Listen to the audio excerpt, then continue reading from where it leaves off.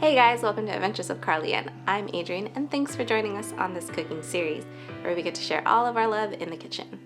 This month we are challenging ourselves to cook a different kind of egg every day. So let's get started. Recording. Today, we're making our own mayonnaise. Now, I bet you thought you couldn't make your own mayonnaise, but you can. It's really easy, and if you like making egg whites and throwing away the yolks, don't, because you're gonna need them.